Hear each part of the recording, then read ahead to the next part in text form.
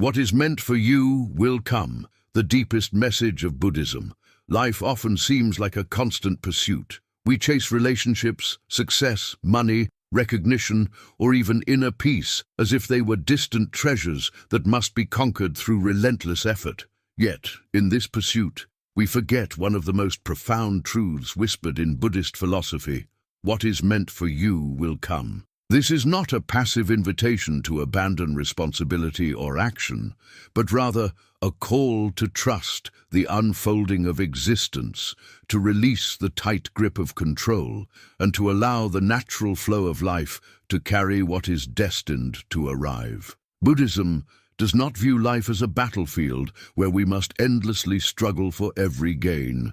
Instead, it sees existence as an ever-flowing river of causes and conditions, where everything manifests when the time is right. The lesson is not about waiting idly, but about aligning yourself with wisdom, compassion, and mindfulness so that you are ready when your destiny arrives. This teaching holds an immense power. It liberates the mind from anxiety, fear, and desperation. It teaches us that forcing things before their time only breeds suffering, while trust in the natural order creates peace. In the following 5 chapters, we will dive deeply into the Buddhist understanding of destiny, detachment, patience, karma, and the path of acceptance. Each of these lessons reveals why everything that truly belongs to you will never pass you by. The nature of impermanence and why clinging creates suffering. To grasp why what is for you will come, we must first understand the cornerstone of Buddhist thought: impermanence, anicca. Everything in existence, our emotions, possessions, bodies, and even the universe itself, is in a constant state of flux. What exists today dissolves tomorrow. What we hold today slips from our fingers in time. Yet, despite this undeniable truth, the human mind clings. We grasp desperately to relationships, to possessions, to identities, to plans for the future. This clinging is the very source of suffering, dukkha. The Buddha taught that life is unsatisfactory, not because the world is cruel, but because our expectations collide with reality. We want permanence in an impermanent world, certainty in an uncertain existence. Now, imagine the weight we carry when we believe that everything we want must be achieved through control, struggle, and force. We hold tightly to outcomes, fearing that if we let go, we will lose everything. But here lies the paradox. In the act of grasping, we create more suffering than in the act of losing. When Buddhism reminds us that what is for us will come, it is pointing toward the futility of this grasping. If a person, opportunity, or moment is destined to cross your path, it will do so without your desperate effort. If it is not meant for you, no amount of clinging will keep it in your life. This does not mean that life is predetermined in a rigid, mechanical sense. Rather, it means that the causes and conditions of the universe naturally arrange themselves. Your task is not to bend the river to your will, but to flow with it, trusting that what belongs to you will meet you along the way. When we embrace impermanence instead of resisting it, life becomes lighter. We learn to appreciate every encounter without fearing its end. We let go of the obsession to control, realizing that every moment carries its own perfection. It is in this surrender that we discover freedom. So the first step is clear: loosen your grip. Accept that impermanence is the fabric of reality, and clinging will only tighten the chains of suffering. Trust that if something is meant to be part of your path, it will return again and again, just as the sun inevitably rises after the night. If you want to continue exploring how Buddhism transforms suffering into wisdom and freedom, make sure to subscribe to the channel, because the next lesson will go even deeper into how patience and trust reveal what is destined for you. Patience has always been seen as a minor virtue in many cultures, something useful but often overlooked in a world obsessed with speed and immediate results. Yet in Buddhism, patience is not merely a tool for waiting politely or enduring discomfort. It is a profound spiritual practice, a key that unlocks the deepest understanding of life's timing and the assurance that what is truly for us cannot be rushed, nor can it be stolen. To walk the Buddhist path is to live in harmony with the natural unfolding of existence, to let go of the frantic compulsion to control every detail, and to trust that the fruit ripens, not when we demand it, but when it is ready.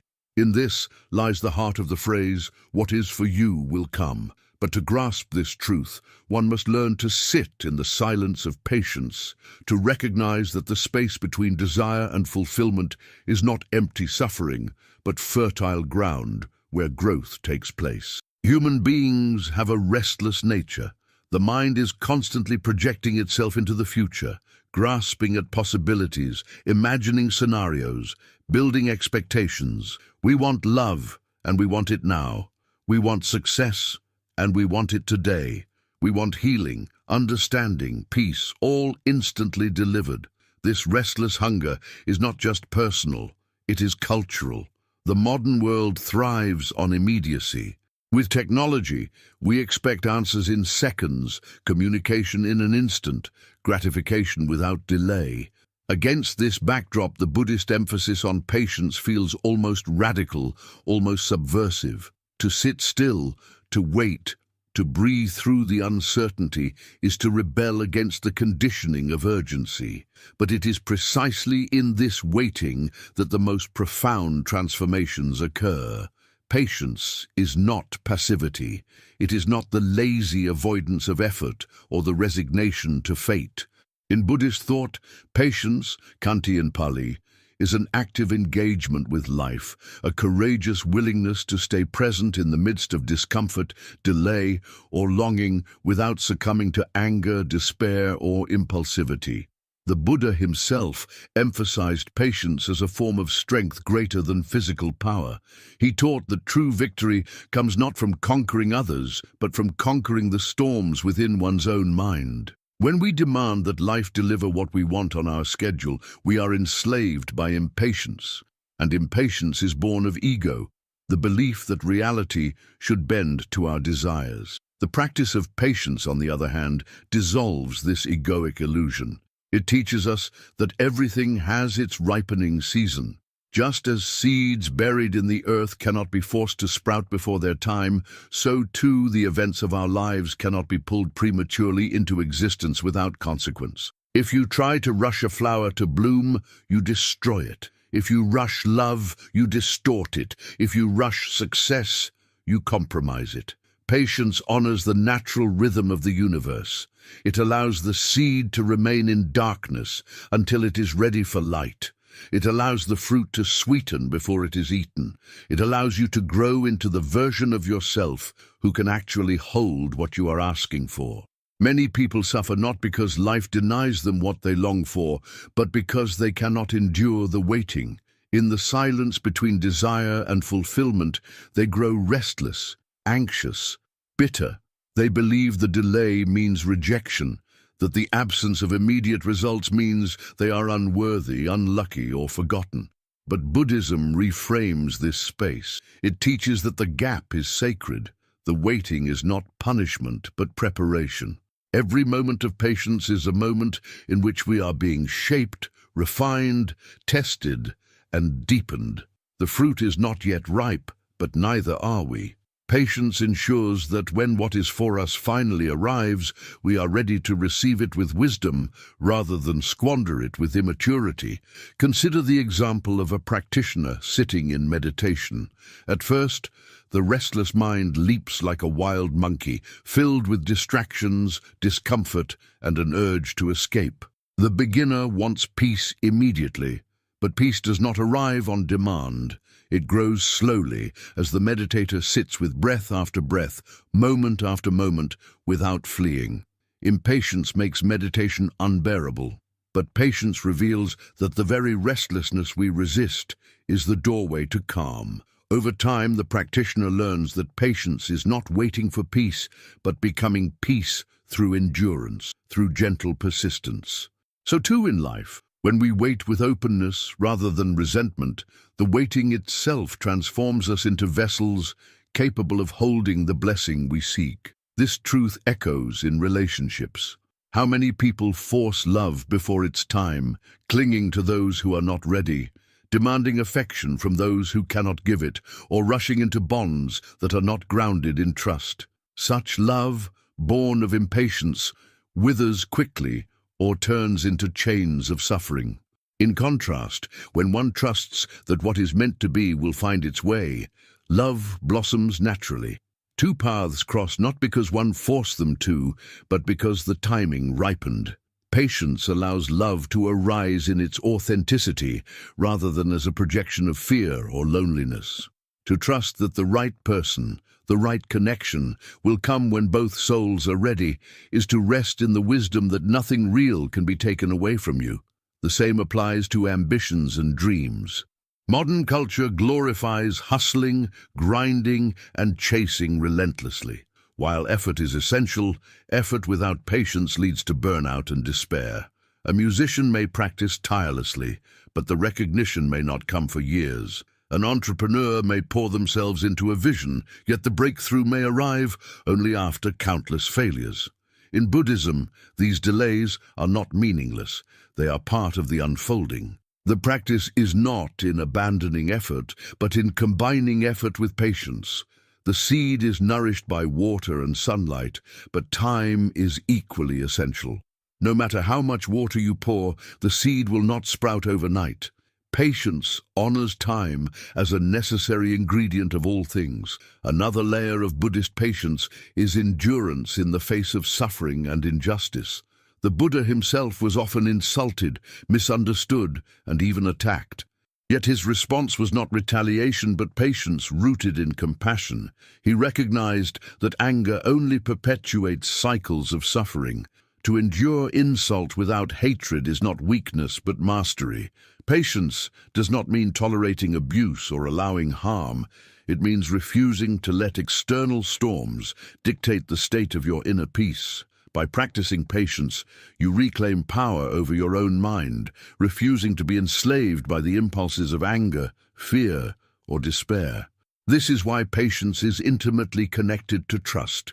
To be patient is to believe in the unseen order of life, to trust that the universe unfolds with wisdom even when your mind cannot see it. Every delay has a reason. Every closed door redirects you. Every silence teaches resilience. Trusting this requires faith, not in a supernatural force handing out rewards and punishments arbitrarily, but in the natural law of cause and effect, karma. Your actions, intentions, and choices create ripples that manifest in time. The results come not when you demand them, but when the conditions align. Patience is the bridge between sowing and reaping, between intention and manifestation. One of the most profound stories from the Buddhist tradition that illuminates this truth is the parable of the farmer who planted rice. Every day he would go to the field and tug at the shoots, trying to make them grow faster. Instead of growing, they withered and died. His impatience destroyed what his labor had planted.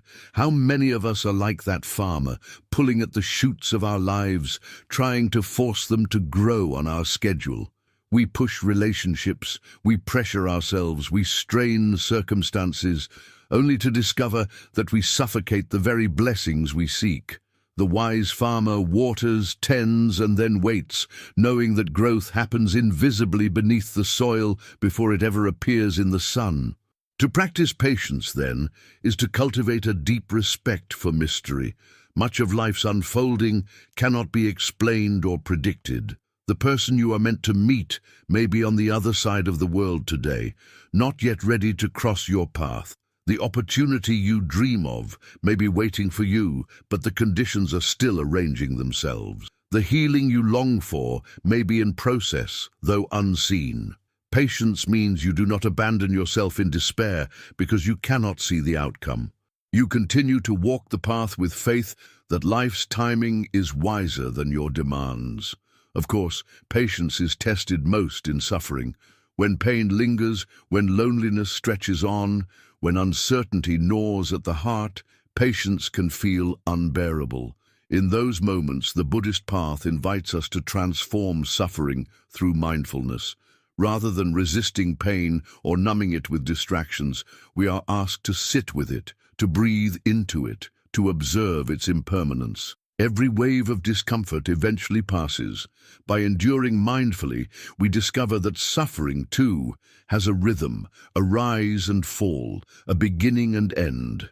Patience allows us to outlast the storm and see the dawn that inevitably follows. In cultivating patience, we also cultivate compassion. We realize that just as we are still ripening, so are others. The friend who hurts you may still be learning lessons you have already faced. The loved one who is distant may be carrying burdens you cannot see. The world itself is in process, and impatience with others often reflects impatience with our own unhealed selves.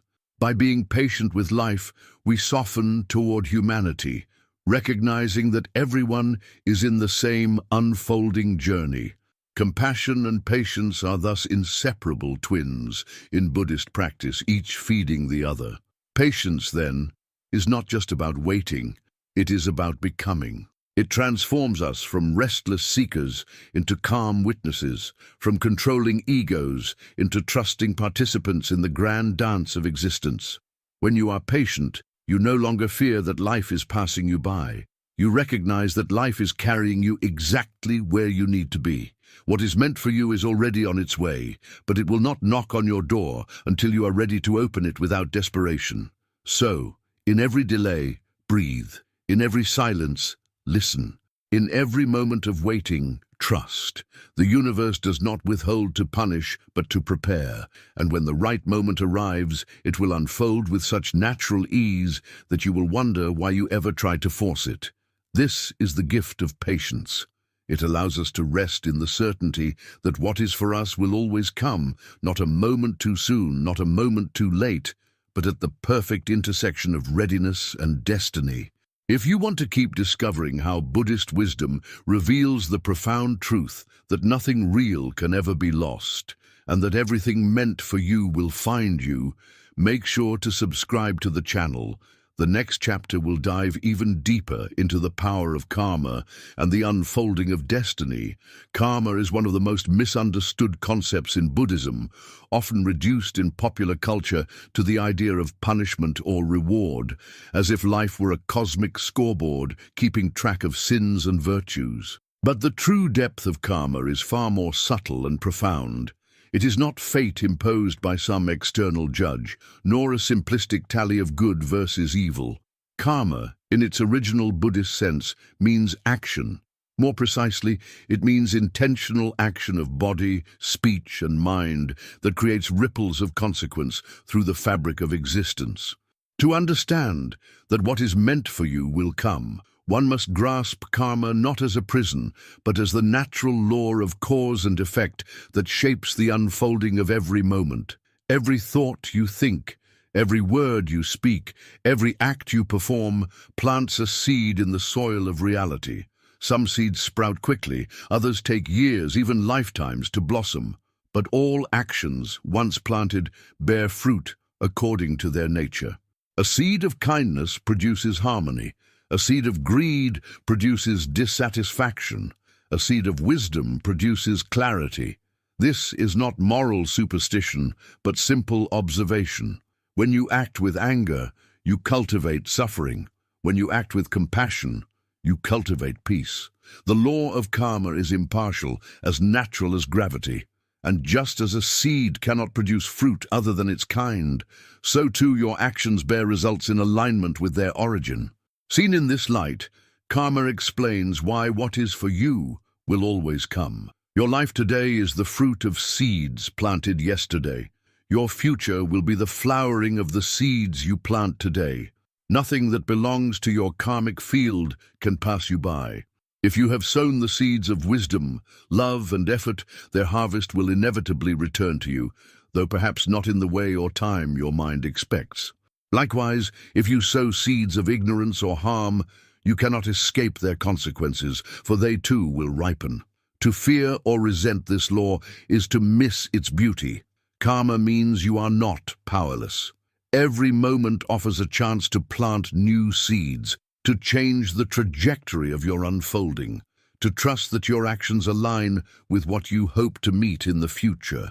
In daily life, many people suffer because they believe life is random, chaotic, ruled by luck or misfortune. They think opportunities come to others by chance, or that happiness is distributed unevenly by some hidden hand. But Buddhism teaches that nothing arises without causes and conditions. What looks like luck is often unseen karma ripening. The artist who suddenly achieves recognition did not stumble into it by chance. Their years of effort, persistence, and dedication created the conditions for that recognition. The person who finds love after long loneliness did not merely get lucky. Their inner growth, their release of old wounds, their readiness to love, created the space for another to arrive. Karma assures us that nothing truly meant for us can be stolen, for our own seeds will bear fruit when the season arrives. This understanding frees us from envy and resentment. When we see others succeeding, we can rejoice instead of despairing, knowing their harvest comes from seeds we too can plant. Envy arises when we believe blessings are scarce, handed out at random. But when we understand karma, we realize blessings are abundant, flowing from action and intention. If we sow, we too shall reap. The timing may differ, but the law is unfailing. Thus, karma teaches us both responsibility and trust. Responsibility for the seeds we plant, and trust that the harvest will come in its time. At the same time, karma is not deterministic. It is not a fixed script condemning you to suffer endlessly for past mistakes. The Buddha emphasized that karma is malleable, ever-changing.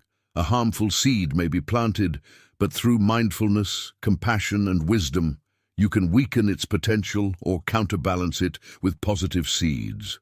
Just as a small lamp can dispel great darkness, a single act of genuine kindness can shift the trajectory of countless negative tendencies. The present moment is always open, always free, always fertile ground for new beginnings. This is why Buddhism insists that liberation is possible for anyone, no matter their past. When you look closely, you can see karma at work even in small moments. A harsh word spoken in anger creates tension that lingers, while a gentle word spoken with care creates warmth.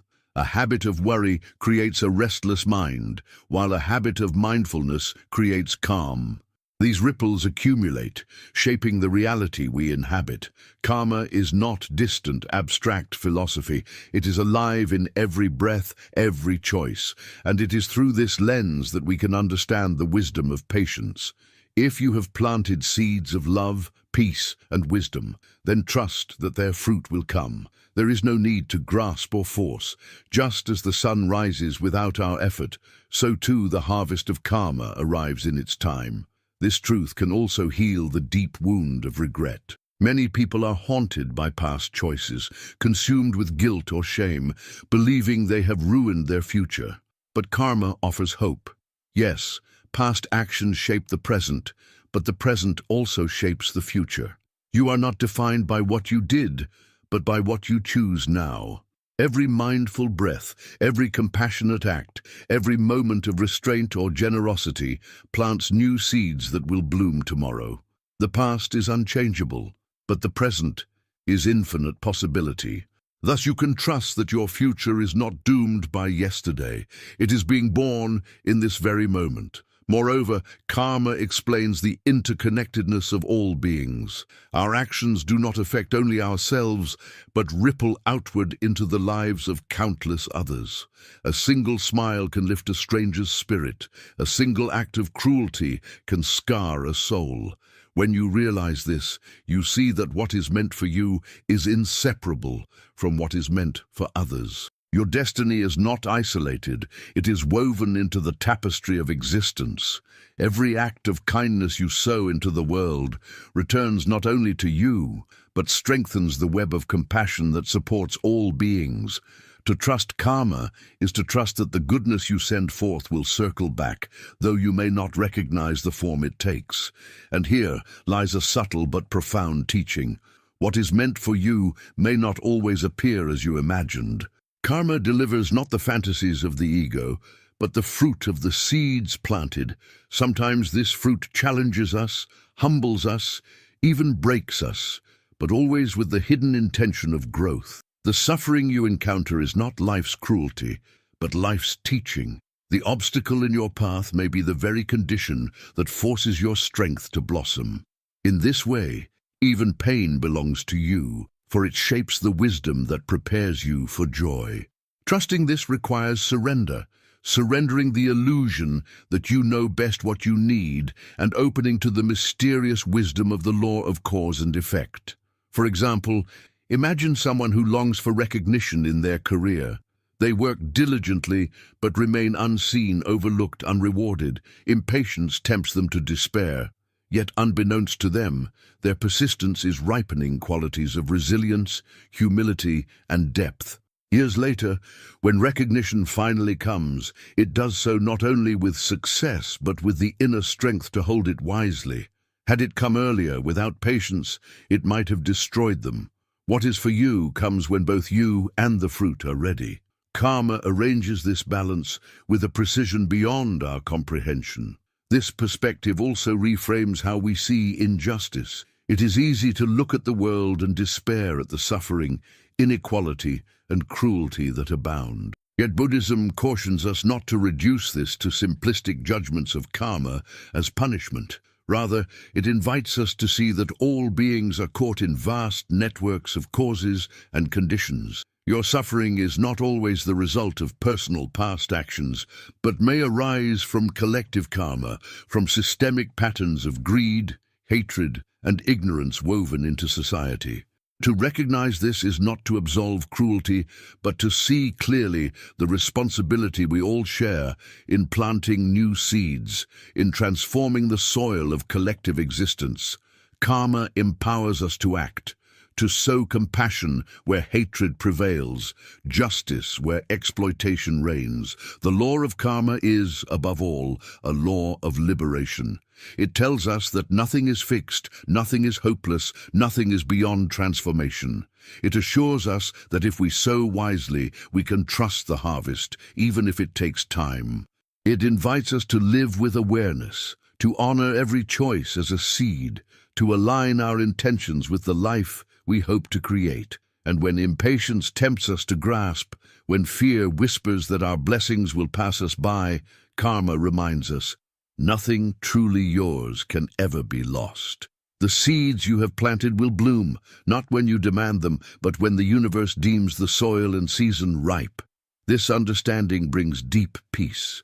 Instead of fighting against time, against others, against yourself, you begin to trust the unfolding. Life ceases to be a battleground of competition and becomes a garden of cultivation.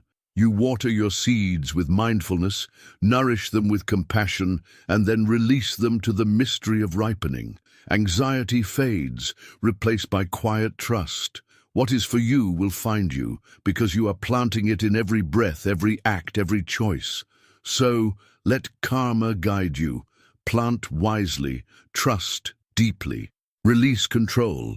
And when the harvest comes, as it surely will, you will recognize it not as luck or chance, but as the natural flowering of seeds you have sown with patience and care. If you want to continue learning how Buddhist wisdom shows that even suffering itself becomes a path to freedom, make sure to subscribe to the channel, because the next chapter will take you deeper into the practice of acceptance, showing why resistance blinds us, but surrender reveals the truth. Acceptance is one of the most challenging yet liberating practices within Buddhist philosophy. At first glance, the idea of accepting reality as it is can sound like resignation or weakness, as if we are simply giving up or tolerating whatever life throws our way. But in truth, acceptance is not about passivity, it is about wisdom. It is about seeing reality clearly, without distortion, without denial, and without the futile struggle to make it other than what it is. In this clarity, suffering dissolves, because suffering is born not from reality itself, but from our resistance to it. To accept does not mean to approve of every situation or to abandon action, but to stop fighting against the present moment, to stop waging war against what already is. It is to release the illusion of control and to rest in the truth that what is meant for us will come, and what is not will fade away. Human beings are conditioned to resist. We resist change, we resist loss, we resist discomfort, we resist uncertainty. When life unfolds differently from our expectations, we cling to our imagined versions of how it should be, and in that clinging, we suffer. The Buddha described this with the metaphor of the second arrow. The first arrow is life itself, the pain, the loss, the inevitable struggles. The second arrow is our resistance, our anger, our refusal to accept. While the first arrow is unavoidable, the second arrow is self-inflicted. Acceptance removes the second arrow. It acknowledges pain without adding resentment. It acknowledges loss without adding endless denial. It acknowledges change without demanding permanence. To live with acceptance is to recognize that the present moment is already complete. Our attempts to change it in our minds, by wishing it were different, by replaying the past, by fantasizing about another outcome, do not alter reality. They only create inner conflict. Imagine standing in the rain, furious that it is raining, shouting at the sky to stop. The rain continues, but your suffering intensifies. Acceptance means opening an umbrella or dancing in the rain instead of demanding the sky obey your will. Life, like the rain, follows its own rhythm. To accept is to align with that rhythm instead of exhausting yourself in opposition.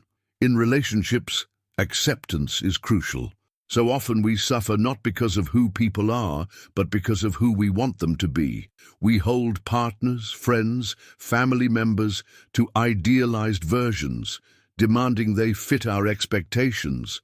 When they do not, we become disappointed, resentful, or bitter. But people are as they are, shaped by their own karma, their own conditioning, their own unfolding. To accept someone does not mean condoning harmful behavior or never setting boundaries, but it does mean releasing the futile wish that they be other than who they are in this moment. Acceptance allows us to see others with clarity, to love them for who they are rather than for our projections. It allows us to discern whether to stay, whether to leave, or how to interact, not from illusion, but from truth. Similarly, acceptance transforms how we see ourselves. Many live imprisoned by self-judgment, constantly wishing they were different, smarter, stronger, more beautiful, more successful. This constant resistance to self breeds shame and inadequacy. But Buddhism invites us to accept ourselves as we are in this moment. Acceptance does not mean complacency. It does not mean we cannot grow or improve. Rather, it means we stop waging war against ourselves. We see clearly our strengths and weaknesses, our wounds and gifts, without distortion. From this foundation of acceptance, true transformation becomes possible. You cannot heal what you refuse to accept. You cannot grow from a place of denial. Acceptance is the soil in which change takes root. The practice of mindfulness is inseparable from acceptance. To be mindful is to notice what arises in the present moment without judgment, to observe thoughts, emotions, and sensations as passing phenomena rather than as enemies or permanent truths. In meditation, when restlessness arises, the practice is not to suppress it or wish it away, but to acknowledge it. This is restlessness. When sadness arises, we note, this is sadness. Acceptance does not add stories or resistance. It simply recognizes reality as it is. Through this gentle acknowledgement, the intensity of suffering softens. We realize that emotions are waves, rising and falling, never fixed. Acceptance allows us to ride the waves without drowning in them. One of the most powerful expressions of acceptance in Buddhism is the teaching of non-attachment. Non-attachment does not mean indifference. It means holding life lightly, recognizing that all things arise and pass. To accept impermanence is to accept that joy will fade, but so will sorrow. Gains will come and go, but so will losses. Every moment is transient, and to resist this truth is to suffer. Acceptance allows us to savor joy without clinging, to endure sorrow without despair, to walk through change without fear. It is the wisdom of trusting the ebb and flow of life's tide. Consider grief. When we lose someone we love, the pain is inevitable. The first arrow pierces deeply, but much of our prolonged suffering comes from the second arrow, our refusal to accept that the person is gone.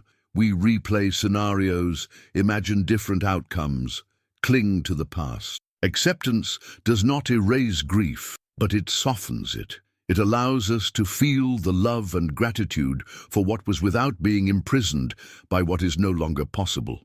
In accepting the loss, we open to the truth that love is not destroyed by death. It transforms. It lives within memory, within the heart. Acceptance turns grief into a doorway to compassion, connecting us to the universal experience of impermanence shared by all beings. Acceptance also applies to failure. Many fear failure because they resist the reality that not every effort bears fruit, not every plan succeeds. But failure is part of life's rhythm, part of learning, part of growth. To resist failure is to resist growth itself. Acceptance means seeing failure not as a final judgment of worth, but as feedback, as redirection. It frees us from paralysis and perfectionism. It allows us to try, to risk, to fall, and to rise again, knowing that no outcome defines us permanently. In this way, acceptance cultivates resilience, the courage to meet life as it is and continue walking the path. At its deepest level, acceptance is spiritual surrender. It is the recognition that life is larger than our limited minds, that the universe unfolds according to causes and conditions beyond our control. Surrender does not mean passivity. It means trusting the flow of existence, trusting that what is truly for us will never miss us. It means letting go of the illusion that we must control every detail, that we must wrestle life into submission. In surrender, we find freedom. We discover that peace does not come from bending reality to our will, but from aligning ourselves with reality as it is. Acceptance, however, is not easy. The ego thrives on resistance. It wants certainty, permanence, control. Acceptance requires humility, the willingness to admit that we do not know best, that we cannot dictate life's timing or outcomes. It requires courage to sit with discomfort, to face loss, to embrace change. But the fruit of acceptance is profound peace. When you accept, you stop fighting battles you cannot win.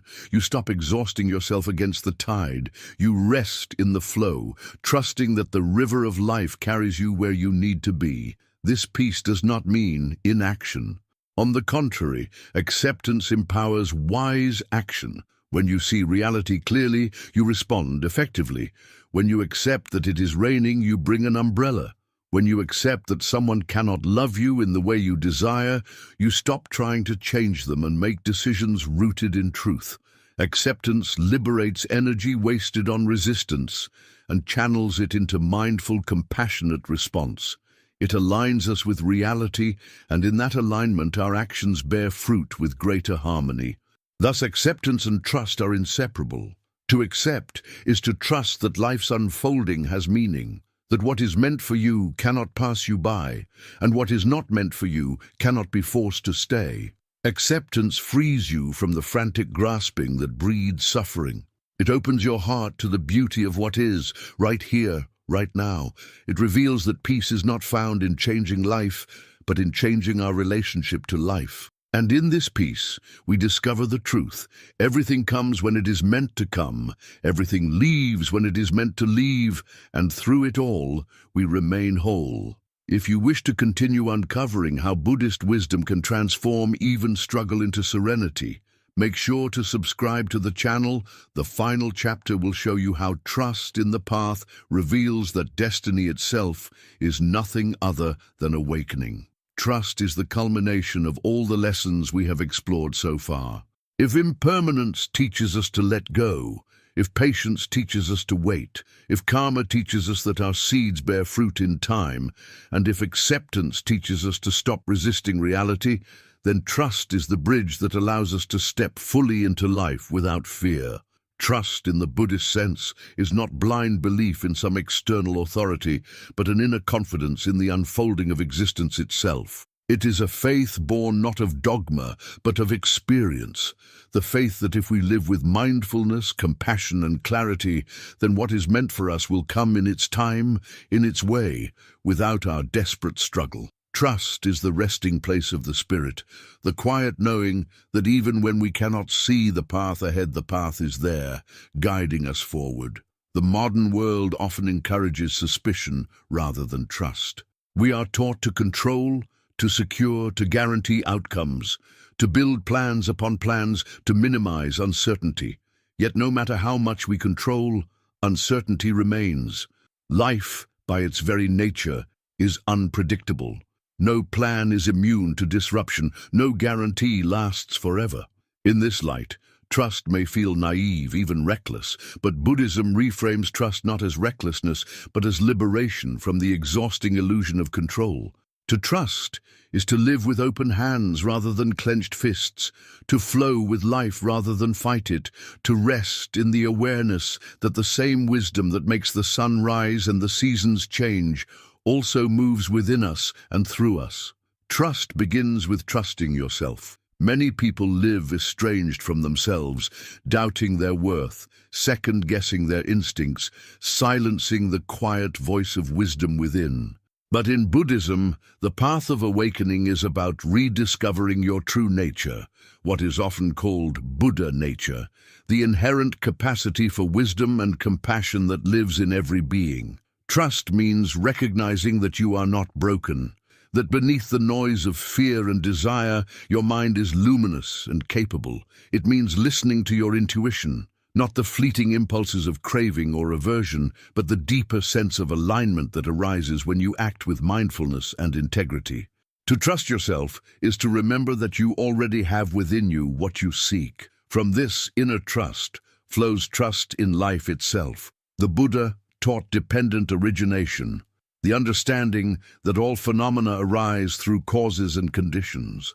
Nothing happens without reason. Nothing exists in isolation. When we grasp this, we see that life is not chaos, but interdependence. We may not see the full web of causes that bring about each moment, but we can trust that the web is there, weaving our experiences with precision. Even suffering, though painful, arises within this web, and when met with awareness, it becomes a teacher. Trust, then, is the willingness to let go of needing to see the whole picture, to rest in the mystery of interconnectedness, to know that what unfolds has its place in the vast tapestry of being.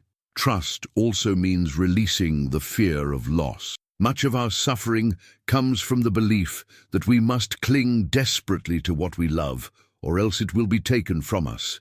But in truth, clinging only increases the pain of loss without preventing it. Trust reminds us that what is truly meant for us can never be taken. If a person, an opportunity, or a moment belongs to our path, it will find its way to us again and again, regardless of temporary separation. And if it does not return, then it was never truly ours to begin with. To live in trust is to let love, opportunities, and experiences flow freely without trying to imprison them. It is to say yes to what comes and yes to what leaves, knowing that both are part of the greater rhythm of life. In spiritual practice, trust is what allows us to persist. Meditation, for example, often feels frustrating in the beginning. The mind wanders, restlessness arises, silence feels unbearable. Without trust, many give up.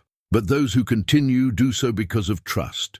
Trust that the practice will bear fruit, even if results are not immediate.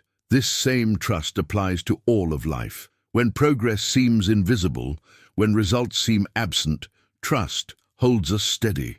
It reminds us that growth often happens beneath the surface, unseen, just as a seed germinates underground long before it pierces the soil. Without trust, impatience drives us to quit. With trust, we endure, and endurance brings transformation. Trust is not only about the future but also about the present. It is the faith that this moment right now is exactly where you are meant to be. So often we believe that happiness lies somewhere else. When we achieve this, when we meet that person, when we reach a certain place. But trust teaches us that the present is never wrong. Whatever it contains is the material for awakening. If there is joy, it is the fruit of past seeds. If there is sorrow, it is the ground for compassion. If there is uncertainty, it is the field for patience. To trust the present is to see it not as an obstacle, but as the very path itself. This trust extends even to death. Buddhism teaches that death is not an end, but a transformation, a continuation of the cycle of causes and conditions. Fear of death often arises because we do not trust what lies beyond. But the practice of trust allows us to meet death with equanimity, knowing that just as birth and life unfolded according to the natural law, so too does death. Trust means resting in the continuity of being, in the mystery of existence, without clinging to the illusion of permanence. In this way, trust dissolves the greatest fear of all, replacing it with peace. Of course, trust does not mean naivety. It does not mean abandoning discernment or refusing to act when action is needed.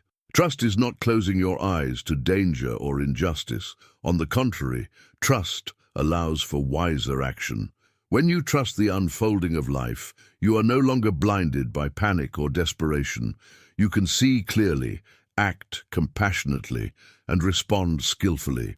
Trust anchors you in calmness even in the storm, so that your choices are not reactions of fear, but expressions of wisdom. Trust is also the antidote to despair. When life feels heavy, when obstacles multiply, when the future looks bleak, trust whispers, "This too will pass." The wheel continues to turn, seasons change, and nothing remains fixed. Trust tells us that even in the darkest night, dawn is inevitable. This is not mere optimism, but recognition of impermanence itself. Just as joy fades, sorrow too must fade. To trust is to endure the night knowing that light is on its way. In relationships, trust is the foundation of connection. Without trust, love collapses into suspicion, control, and fear. But with trust, love becomes expansive, free, unafraid of distance or change. To trust another is to give them freedom, to let them be themselves without grasping. It is to recognize that if they are meant to walk beside you, they will. If not, no amount of clinging will keep them. Trust in relationships is not blind dependence, but deep respect for the autonomy of the other and for the natural unfolding of connection. Trust also transforms how we meet opportunities. When we lack trust, we grasp desperately, fearing that we must seize every chance, that scarcity rules life. This leads to exhaustion, compromise, and often to paths that do not truly belong to us. But when we trust, we recognize that the right opportunities will come, that we do not need to chase endlessly. We still act, we still strive, but without desperation. We know that if a door closes, it is not the only door. Trust frees us from scarcity and opens us to abundance. Ultimately, trust in Buddhism is inseparable from awakening. To awaken is to see clearly that life is not against us, that reality is not an enemy to be defeated, but a teacher to be embraced. Trust arises naturally from wisdom, wisdom that knows impermanence, patience, karma, and acceptance. When these truths are lived, trust is no longer a forced belief, but a natural resting of the heart. It is the peace of knowing that you are exactly where you need to be, that nothing real can be lost, that everything meant for you is already on its way. This trust does not eliminate effort, but transforms it. You still act, you still strive, but your action flows from calm confidence rather than frantic fear. You walk the path with steady steps, knowing that every step, no matter how small, carries you forward. You let go of the need to control outcomes and instead focus on planting seeds wisely. Trust makes life lighter, not because challenges disappear, but because you no longer carry them alone. You lean into the flow of existence, and the flow carries you. So let trust be your companion. Trust yourself, trust the present, trust the unfolding of life. When fear arises, breathe into trust. When impatience burns, rest in trust. When doubt clouds the mind, return to trust. It is the practice that allows you to release control, to surrender the struggle, to find peace in uncertainty. Trust reveals the truth that what is meant for you will come. Not because you demand it, not because you chase it, but because it belongs to you in the deepest sense, woven into the fabric of your being. If you want to continue receiving wisdom that reminds you of your true nature and helps you walk the path with peace and confidence, make sure to subscribe to the channel, because together we will keep uncovering the timeless truths that free the heart.